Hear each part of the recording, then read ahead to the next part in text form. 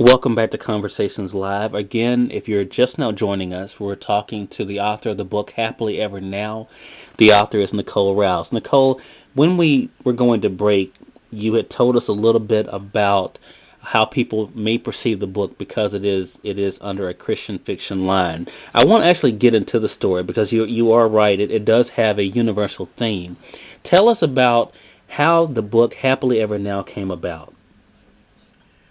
Um, well, again, I think when I was in college and experienced a lot of relationship problems, nothing uncommon to what a lot of people deal with, I wanted to write stories that had positive endings because I like to keep encouraging myself. So it kind of started that way, just writing stories about um, things that happened and how I wanted the ending to turn out. And as I got older, because the story actually it took me years to write because I did bits and pieces at a time. I would listen to friends who were married, friends who weren't, and just listen to their stories and their ups and downs in their relationships. And so I wanted to tell a story about relationships and to kind of deal with some of the issues that go on inside of relationships. Mm. Now, you have your main character, who's Renee Thomas, who a lot of people, male and female, can relate to. Even though your book is published through Urban Books, Christian line, she's not out there selling drugs. She's not out there being, just everybody's baby's mama. She's actually working a professional job. She's married to someone she's been with for a long time, actually since high school, and then they have that model family that you would expect. But just like so many of us, whether we're as successful in our professional lives as she is, she does have some problems at home. And not to give the story away, but we know that those problems do stem from unfaithfulness.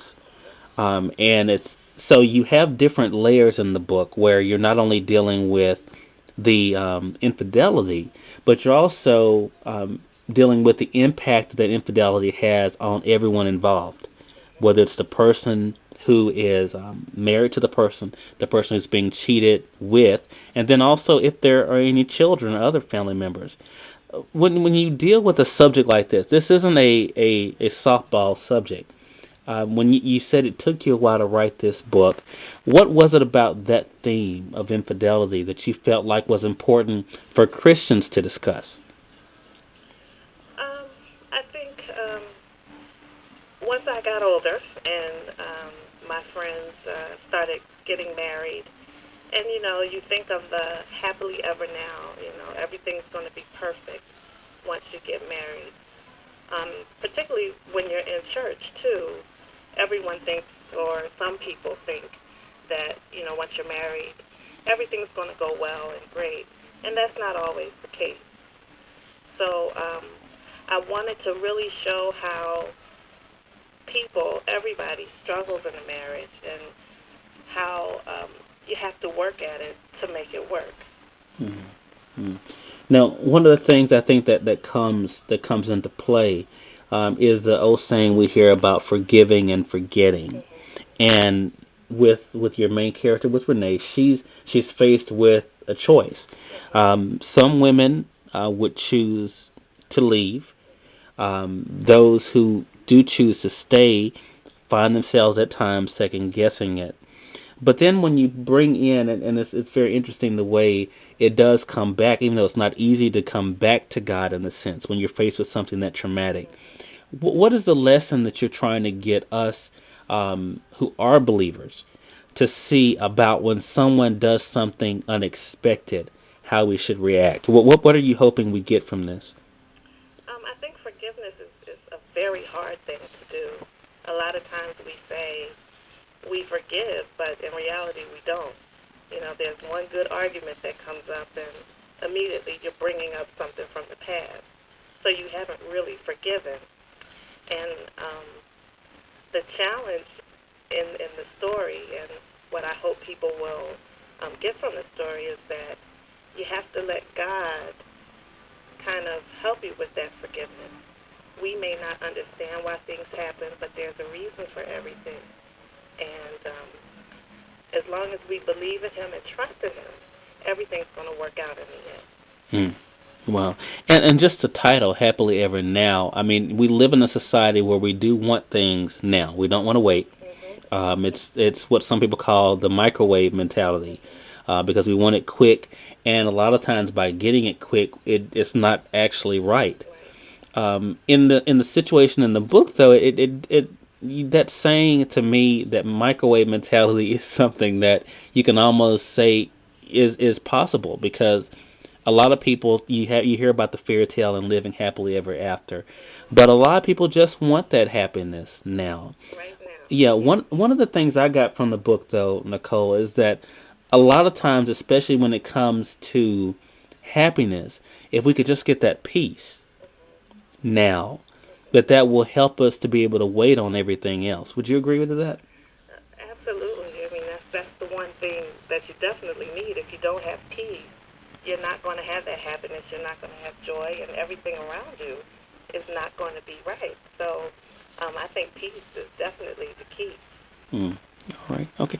What has it been like now that the book is out for you, Nicole? What has been some of the response you've gotten from readers? Surprisingly enough, there are some people who agree with Renee's decision, and there are a lot of people who do not. And it's been real interesting to listen to women talk about their experiences and why they would stay or why they would leave. I've also heard a lot of interesting things about Taylor, who is the other woman. Okay. And just her different emotions, and a lot of women just kind of connect with her being single and why she kind of reacts the way that she does. There is some sympathy out there for her, not too much, but there is some. and poor Jerome, he really, there's no real sympathy for him, but one of the reasons why I chose to tell the story from 3 points of view is because I want all of the sides to be told so that people could understand and connect with each of them. Right. Wow. Well, I'll tell you, you have definitely put together a great book, Nicole. What's next for you? Well, there is a sequel. I won't give out the ending of the story, but there is a sequel that will be out in 2009. Okay. Wow, you're gonna make us wait for that one. Okay. Yeah. Okay. Well, Nicole, this is great. I was so excited to hear about you, and we look forward as a book club to working with you in our many locations. How can our readers find out more about you if they haven't gotten the book, if they want to find out more about the book? Where can they go online to find out? Well, sure. I have a website, NicoleRouse.com, and it's NicoleRouse, and I also have a MySpace page. Okay. Well, Nicole, thank you so much for taking out the time to be with Conversations today. We look forward to talking to you again soon. Well, thank you. I really appreciate this. No problem. And to all of our listeners, thank you all for joining us. And remember, to join the addiction, get hooked on books. We'll see you next time.